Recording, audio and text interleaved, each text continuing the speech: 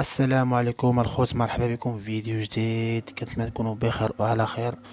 وعدنا من جديد الى مركب ابن بطوطة بطنجة باش نواكبوا الاشغال.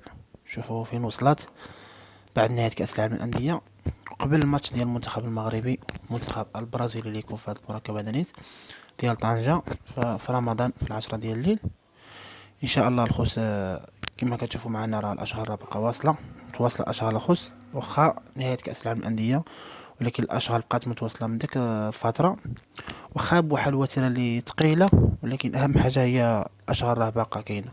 كما كتشوفوا الخوس هي راه الرافعه كتهز الاعمده الحديديه اللي يتم التركيب ديالها. كما كتشوفوا الخوت هي راه الاشغال باقا متواصله.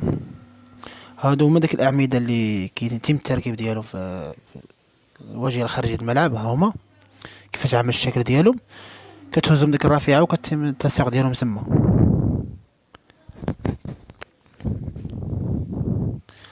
ما باقيش الخص الاشغال بزاف في المركب.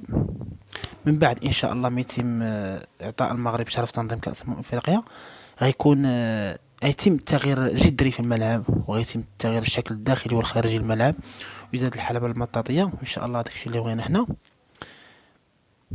كما كتشوفوا الخوت هما الاشغال مازال خدامين، واخا اشغال بطيئة، لكن اهم حاجة هي تكون الخدمة راه باقا. حيت الخوت ما بقاش بزاف الماتش بين المنتخب البرازيلي والمنتخب المغربي.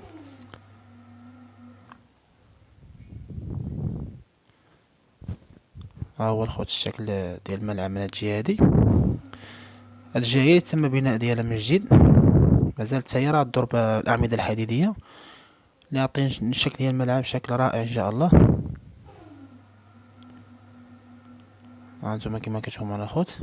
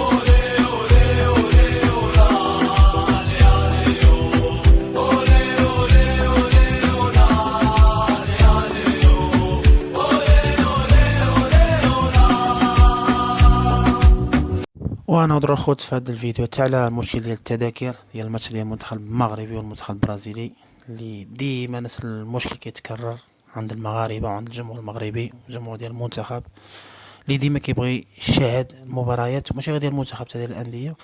كيبغي يشاهد المباريات، ديما كنستخدموا السوق السوداء اللي كتكون اثمنه مرتفعه جدا، اللي كتوصل للضعف ديال 10 ديال المرات. حاليا تذاكر في السوق السوداء اصلا ديال المنتخب حتى 3000 درهم 2000 درهم، اللي راه ثمن مرتفع جدا مقارنة بالثمن اللي حطت الجامعة. الجامعة ضحات حطت تيكي رخيص صراحة ب100 درهم ماتش ديال في منتخب برازيلي، مقارنة بدول الآخرين كيكون كتر. التضحية اللي ضحت الجامعة هي دارت مشكل واحد، حطت تيكيات وعطت كل شخص يقدر يشري اكثر من تيكي واحد، اللي هذا مشكل صراحة. انا دخلت نسيت، بقيت في العشرة ديال الصباح ملي طلعوا التيكيات، دخلت نسيت وبقيت كنستنى في الاخر قالوا التيكيات تسالاو. وهاد المشكل هذا راجع هو ان الجامعه كل شخص عنده الحق، و10 ديال الدقائق انا نقطع شحال من تيكي. اللي ما التيكي خاصو يكون بنفس الرقم لاكارت ناسيونال، باش كل واحد كيدخل بالسميه ديالو. كنتفاداو ان البيع والشراء في التيكيات اللي دايما الجمهور المغربي كتعاني من هذا المشكل هذا. مشكل كبير بزاف. المشكل هذا جميع كاين في جميع الدول، ولكن حنا عندنا راه كاين بزاف صراحه خصو حلول. وكنتمنى من الجامعه الخوت اللي تبغى تحط تيكيات يكون لاكارت ناسيونال بالسميه باش تفاداو هادشي هذا كامل. والناس اللي كيسترزق على ظهر الجماهير المغربيه اللي هما غير دراوش، والله حشومة عليهم بصراحه. كتشري تيكي ب 100 درهم كتبيعو ب 400 درهم 500 درهم كثار. دابا هذا اقل، راه دابا عليك ب 400 درهم هذا فيك خير. داك اللي كيبيع لك 2000 درهم اللي الخدمه ديالو اصلا هو ماشينوار في التيرانات. شنقول لكم الخوت، كنتمنى الجامعه تشوف هاد الامور هادي. كنتمنى خوتي يعجبكم الفيديو، وكنتمنى ديروا جيم الفيديو، تبارطاجيو القناه مع صحابكم. والسلام عليكم، فرجه ممتعه.